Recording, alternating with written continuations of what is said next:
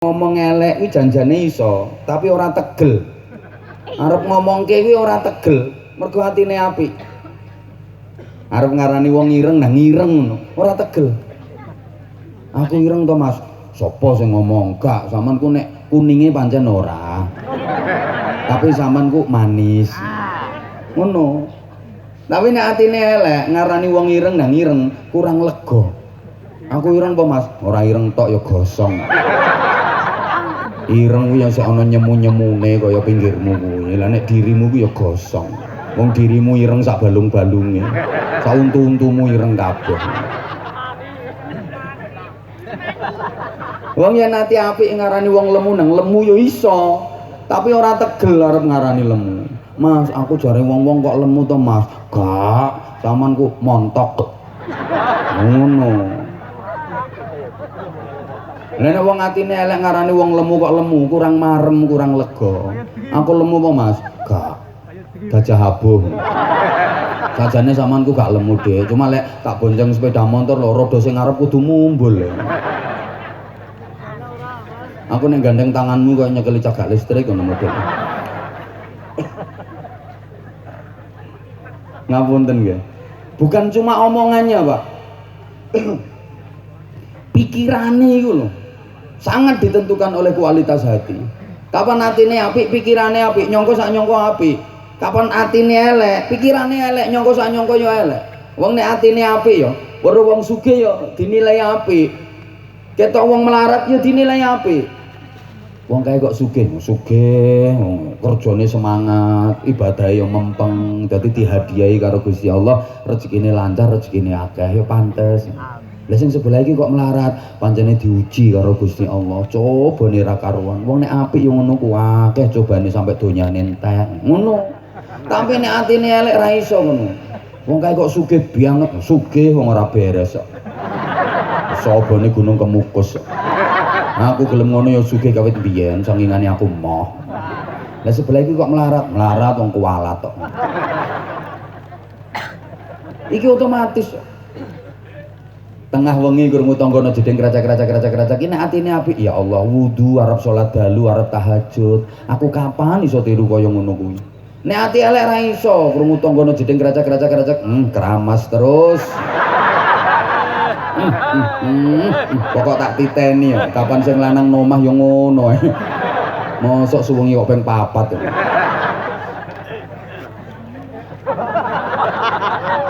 Ya Allah.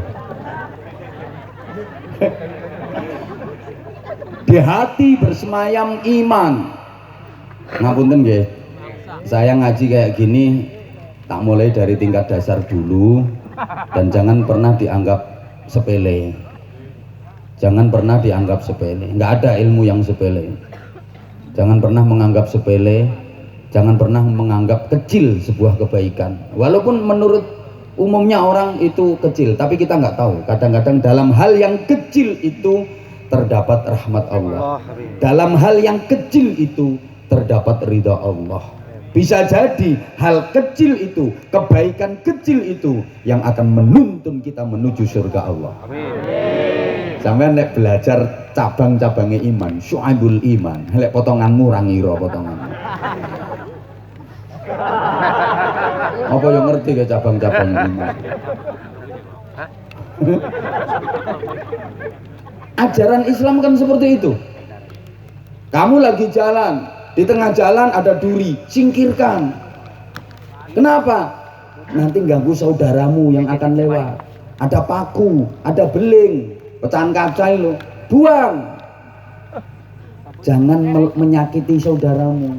Ajaran Islam kan seperti itu. Ada tetanggamu yang sakit, jenguk. Ada yang lapar, kasih makan. Wahing ae dikengken dongakne kok. Nggih napa nggih? Ajaran Islam kan seperti itu. Ada pengemis datang ke rumahmu, sambut dengan baik. Itu Allah yang mengirimkan. Syukuri, alhamdulillah. Ndak usah sulit-sulit mau menyalurkan sedekah. Orangnya yang datang menghampiri kita. Ngono Bu. Makane nek ana wong ngemis no daleme jenengan sambut sing apik, senyum. Lho sampean Bu, sekedap nggih kula pundhutaken yatra. Terus sampean paringi sing apik. Ngapunten Bu, wontene niki jenengan tampi. Nggih kula pesen menawi benjing-benjing lewat mriki mampir melih nggih. Ora kok wong kene, lek ana wong ngono lah mrene maneh. Lagek seminggu kok wis tekan kene meneh. Langganan. Iya toh. Bu, ketemu saudaramu, senyum, wajah cerah, tabassumuka fi wajhi akhika laka shadaqatun. Senyummu di hadapan saudaramu bagimu bernilai sedekah. Allahumma sholli ala Muhammad.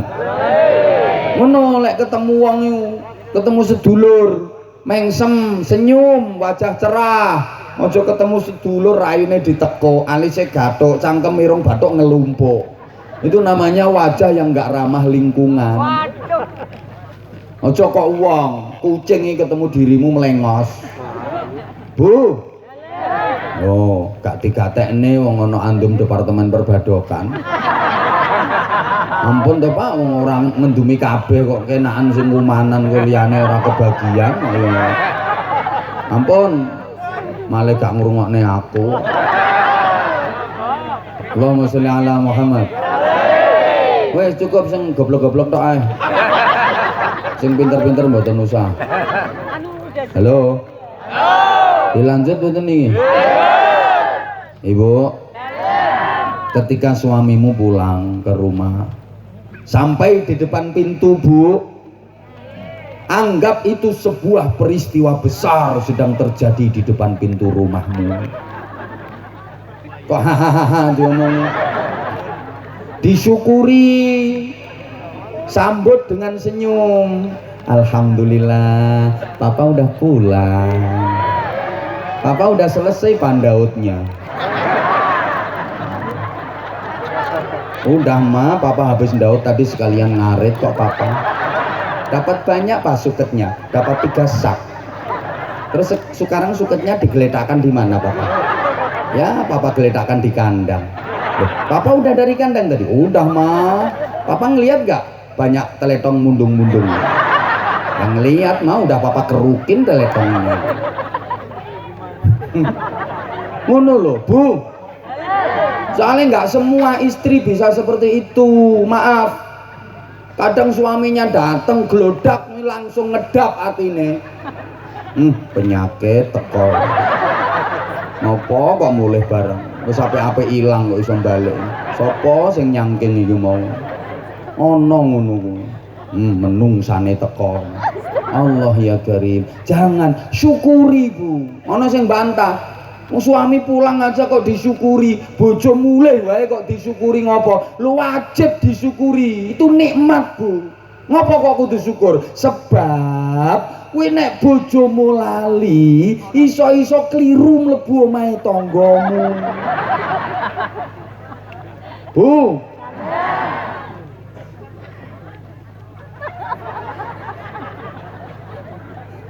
Ngono lho.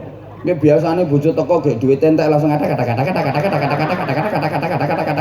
nganggo mulih barang ra usah mulih, ra usah turu ngoman ora nggawa duit. Ngene iki blanjane wis entek duit entek sembarang-barang entek wong lanang njaluk menange dhewe. Belanjane mek sithik ngono kok lek masakan ora enak ya aku sing disalahne dipikir wong wedok itu gampang apa piye ngubeke duit. Jajal saiki gantian sampean sing nang pasar sampe sing belanja duit semene iki entek sepiro kanggo sing lanang gari urip matane tok ketap ketip dirubah saiki biar berkah Bu.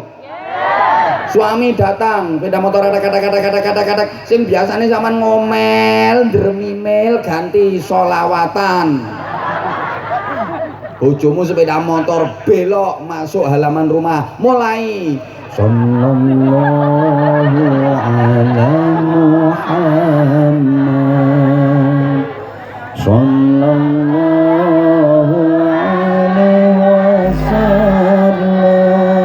apa salone melu gereng-gereng di sana. Sallallahu ala Muhammad sallallahu Allah rumah tanggamu barokah. Ngono, sepeda motor dijagan diparkir, bojomu masuk rumah begitu buka pintu dek sambut lagi tolal badru alaina karo naboi wajan ada. Suamimu nggak akan marah, nggak akan cemberut, pasti suamimu tersenyum lewat di sampingmu karo ngomong wong edan.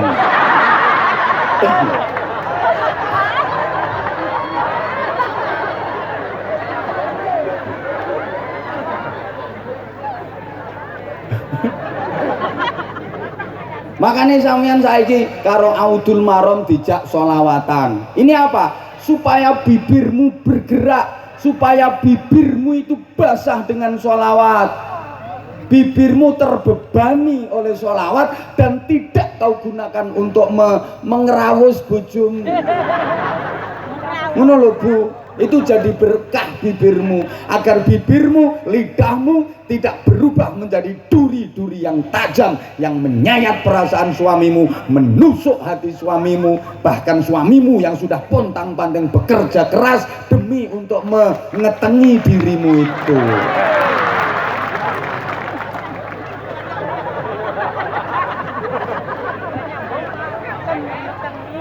Nganyel ke kok.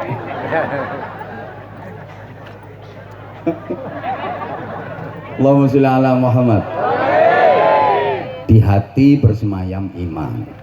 Nah, kita itu udah ada perjanjian keimanan sejak di alam rahim. Cuma waktu itu jenengan nggak sadar ada akad perjanjian dengan Allah. Itu diungkapkan dalam Al-Quran, alastu birabbikum. Dulu waktu kita masih di alam rahim, kita sudah akad perjanjian sama Allah. Bukankah aku ini Tuhanmu? Waktu itu kita menjawab, qalu bala syahidna. Ya, engkaulah Tuhanku ya Allah, dan aku bersaksi. Allahumma sholli ala Muhammad. Allahumma sholli ala Muhammad. Sehingga kita lahir ke dunia ini membawa janji iman, punya tugas untuk menjalankan iman, teguh dalam iman, mempertahankan iman, sampai nanti kita mati harus tetap dalam iman, kembali menghadap Allah dengan iman, la ilaha illallah. Orang yang imannya kuat, hidupnya pasti hebat. Iman itu pondasi utama kehidupan. Ibarat bangunan, iman itu pondasinya. Lah jadinya bangunan itu bagaimana kan tergantung pondasinya. Kalau pondasinya kuat, bangunannya hebat. Kalau pondasinya lemah, bangunannya goyah. Kalau pondasinya rapuh, bangunannya runtuh. Kalau pondasinya miring, bangunannya guling. Kalau pondasinya gembos, bangunannya keropos. Lho ki angel lho gathuk-gathuk kayak ngene iki. Mulane larang. Oke pengen murah ya ojo ngundang aku. Ya ketua RT-mu kongkon ceramah. Manusia juga begitu. Kalau imannya kuat, hidupnya hebat. Nek imane loyo, uripe nglokro. Kuwi mangan ae. Wong bodho ngono kuwi modele.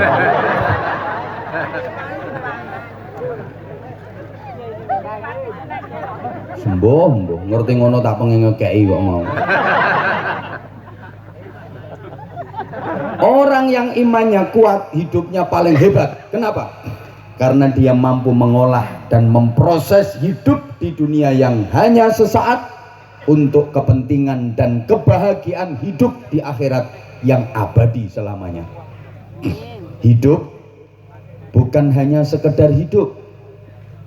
Hidup bukan hanya untuk hidup, tapi hidup benar-benar untuk zat yang maha hidup. Tak baleni. Iki sik umek, mana sebelah kene wis sembuh.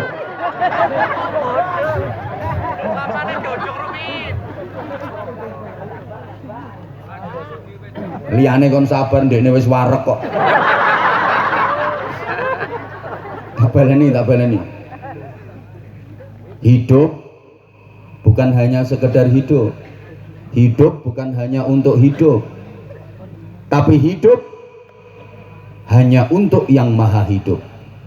Hidup bukan untuk mati, tapi mati itu yang untuk hidup.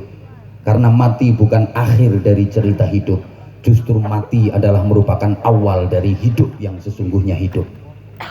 Mesti ra paham bodoh. Ini ora dijelas nih, mesti ora paham. Hidup bukan hanya sekedar hidup. Kalau hidup sekedar hidup dadine yang ngono-ngono kuwi. Namanya urip-uripan.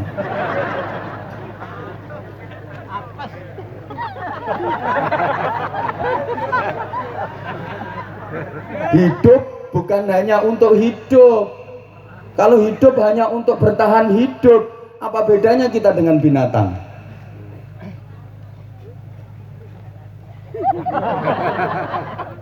Malah lebih berharga binatang. Kalau hidup hanya sekedar hidup, hidup hanya sekedar bertahan hidup, lebih berharga binatang daripada kita.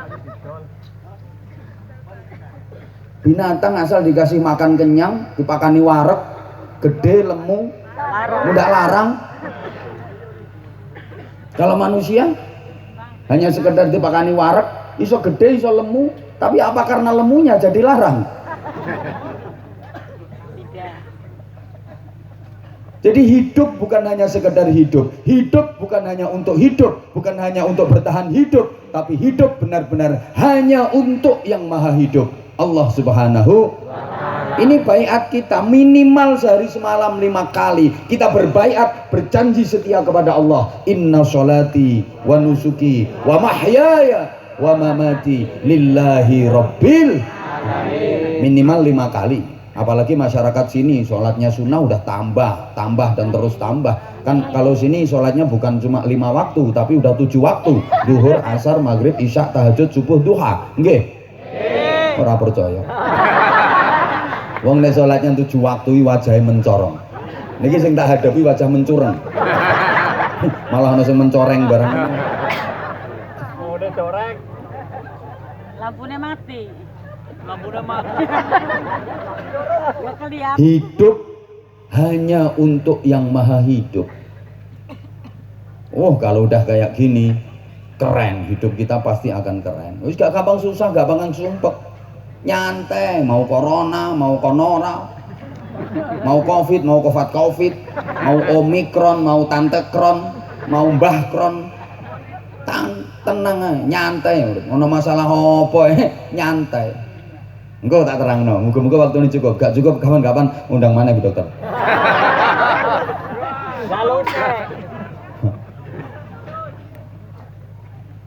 Ya Allah, hidup bukan untuk mati. Tapi mati itu untuk hidup. Artinya apa? Hidup bukan untuk mati, karena mati sesungguhnya nggak ada. Wong kita ini sama Allah dicipta sebagai manusia yang nek bodoh jelas. Kita ini dijadikan manusia, manusia itu makhluk abadi. Artinya apa? Lek wis kadung urip, gak mati-mati, urip terus. Ya winginane kok ana wong mati, itu sesungguhnya bukan mati, hanya berpindah alam saja. Kan rencanane Gusti Allah sama ora mek nang donya tok to. Mari ngene rampung ini dipindah no alam barzah. Sampeyan tahu krungu alam barzah? Nate nggih? Mosok gak pengen jalan-jalan merono?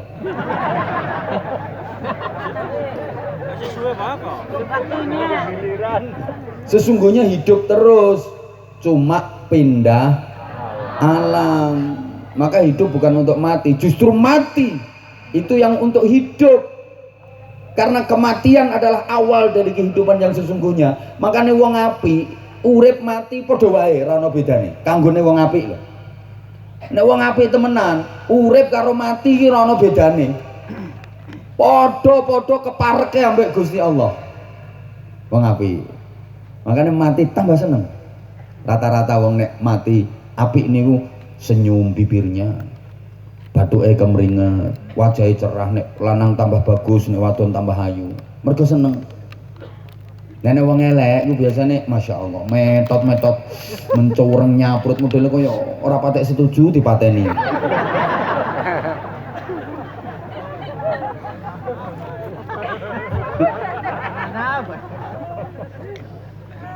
Maka jangan takut mati. Takut lah. Jangan lupakan mati. Jangan cari mati. Tapi harus siap-siap mati dan rindukan mati. Lo mati kok suruh ngerindukan. Lah iya. Wong apik iku bendina melaku menuju surga, mati membuka pintu surga.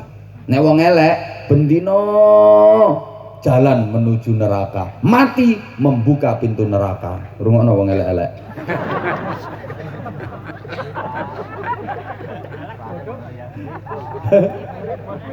Makanya Kanjeng Nabi sampai dawuh al mautu tuhfatul mukmin, mati kuwi jajane wong mukmin, hidangane wong mukmin. Seneng. Ono susah. Makanya gak usah wedi mati, tiwas wedi ya tetep mati. Wong urip kok wedi mati padha karo wong mangan wedi ngising. Wong barang mesti kok. Siapkan saja. Nah dengan ngaji kayak ngeten iki kan sebagai persiapan menghadapi kematian. Maka saya pernah sampaikan di berbagai kesempatan ada satu konsep sederhana. Insya Allah kalau ini kita pegang dan kita jalankan, kita akan jadi orang baik. Jadikan dunia di tanganmu, jadikan akhirat di hatimu, dan jadikan kematian di pelupuk matamu. Jadi siapa ngomong matamu dulu? Ngomong. Ini bahasa Indonesia kok. Masa ganti di pelupuk bokongmu?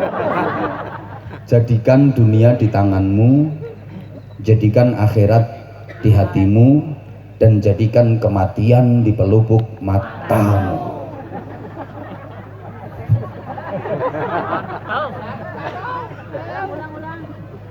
Maksudnya ngene, jadikan dunia di tanganmu. Dunia itu cukup taruh di tangan saja. Kalau hanya ditaruh di tangan, insya Allah nggak bakal kedonyan, nggak bakal serakah, nggak bakal rakus, nggak bakal jadi orang yang hubbud dunia, karena cuma ditaruh di tangan. Berapa banyak sih kemampuan tangan ini menggenggam dunia? Halo? Berapa banyak yang bisa digenggam tangan kalau cuma ditaruh di tangan? Jadikan dunia di tanganmu. Begitu dapat sampai tangan, lepas lagi, dapat lagi, lepas lagi, dapat lagi, bagikan. Cuma di tangan kok. Jangan sekali-kali taruh dunia di hatimu. Kalau dunia ditaruh di hati, berapapun nggak ada cukupnya, kurang-kurang dan terus kurang. Karena hati manusia itu luas. Hati manusia itu lebih luas daripada samudra, bahkan lebih luas daripada jagat semesta. Apa? Nah, kalau kaget itu kemungkinannya ada 3. Pertama ngelamun, kedua ngantuk, ketiga terpesona memandang saya.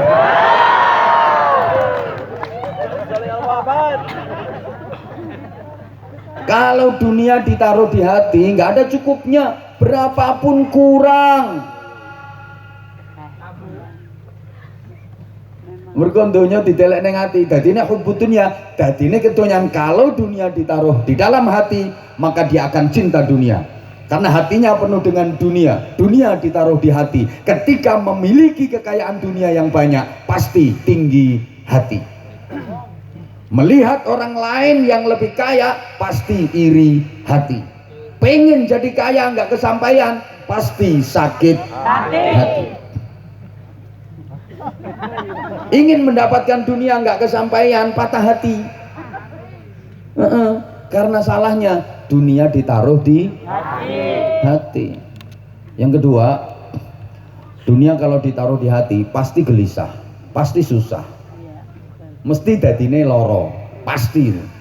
Coba saya tanya, yang bisa jawab mulai dhisik. Ayo sekolah zaman biyen. Halo. Pernah susah? Pernah gelisah? Kurang kenceng, pernah bingung? Pernah sumpek? Pernah galau? Pasti itu gara-gara dunia. Iya, betul. Orang susah, orang gelisah, orang sumpek, orang bingung, orang ribut, mesti masalah dunia.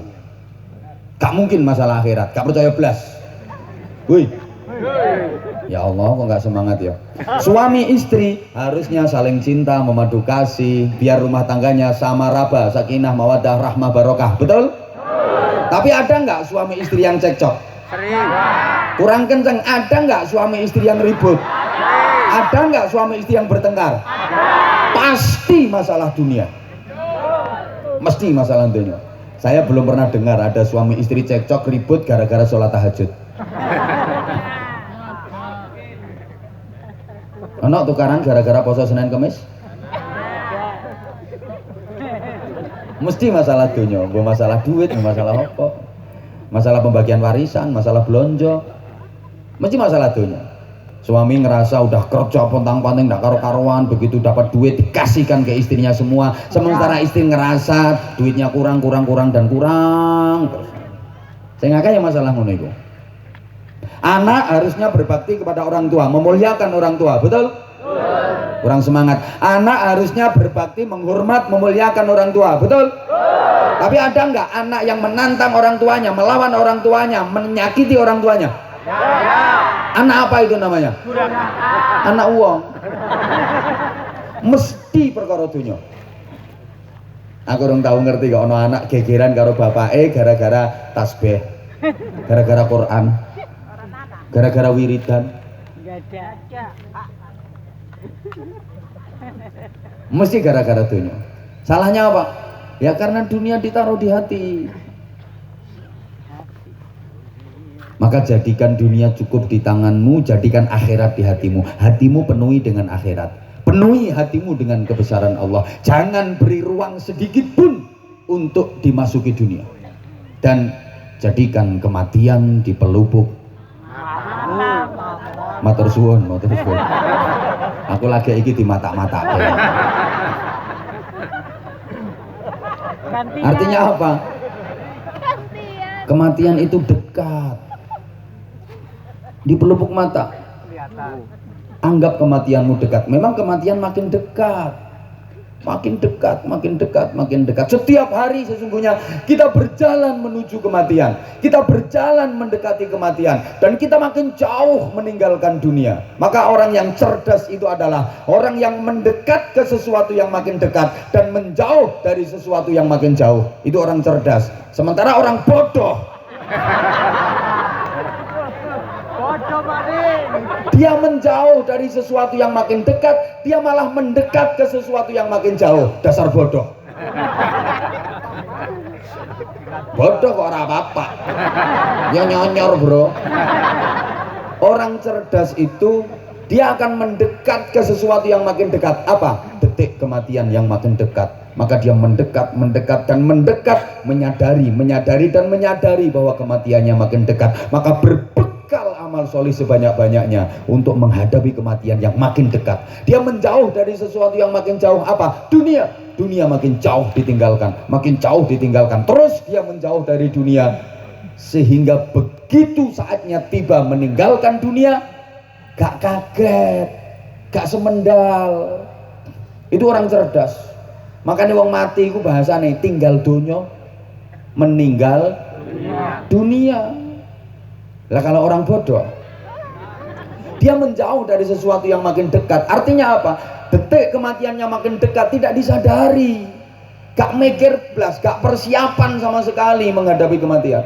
Dia malah mendekat ke sesuatu yang makin jauh. Dunia makin jauh ditinggalkan, tapi dia memburu dunia. Wong bodoh, wong donya ning kono kok mburune merono. Mbok paham mbok enggak ngene iki? Ngomong enggak cerdas sih ruwet. Apalagi maaf yang udah sepuh, maaf, udah banyak dikasih alamat, udah banyak dikasih peringatan sama Allah. Fisik dan tenaga udah uzur. Uban di kepala udah bertabur, pandangan mata sudah kabur, kulit-kulit sudah pada kendur, gigi satu persatu mulai gugur, doyanane mengkari bubur, gaweane kukur-kukur di atas tempat tidur, lumah-lumah ning dhuwur kasur, nek turu ngorok senggar-senggur, bola-bali nglindur, wis ora kuat mlaku nyang sumur, pipis wae njaluk di lho ngono. Kuwi berarti wis parek alamku. Si dilungkas bakal nyusul Gus Dur. Kalau udah tua maaf, penyakit terus macem-macem, udah terserang komplikasi. Dengan semua jenis makanan yang digemari udah nggak berani mengkonsumsi. Keasinan dikit tensinya tinggi, kena cumi-cumi alergi. Makan sambal goreng ati asam urat kambuh lagi. Kena ginjal seminggu cuci darah 2 kali. Suguh wedang legi minta ganti karena udah punya pabrik gula sendiri. Mendekati istri malah disingkiri, walaupun dijamoni tetap nggak bisa berdiri. Udah disfungsi ereksi. Ngapal ke kok, ngapal temen. Makanya ki wayahe sampean nek cara tembang lir-lir ki wayahe menek blimbing. Aja meng lir-lir. Kalau lir-ilir iki masih muda, masih kayak ilir. Di bawah 40 tahun masih kayak ilir.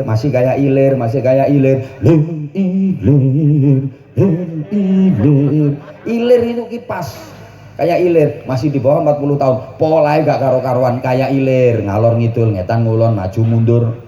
Mundar mandir, mobat mampet, moncat macet, mosak masek, riwa riwi, ngamal nope sak pirang-pirang, pergi pagi pulang petang boyang payengan, pontang panting pantat panas pinggang pegal perut perih pala pusing belirak peliri pelorak pelorok pendelak pendelik perangat permut perang perung peletak peletik penculat penghasilan pas-pasan pengeluaran pol-polan potongan pirang-pirang pajak pungutan paketan premi pulsa. Itu kalau masih di bawah 40 tahun targetnya cuma 2 kok.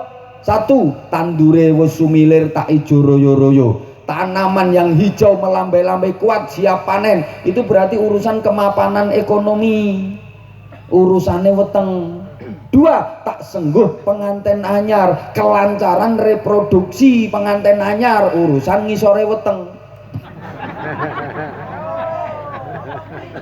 Rene tak sudoke. Ya polahe kaya ilir itu targetnya cuma 2 yang dicari. Tandure wis sumilir tak ijo royo-royo, kemapanan ekonomi, urusan perut. Tak sengguh pengantin anyar, kelancaran reproduksi, urusan di bawah perut.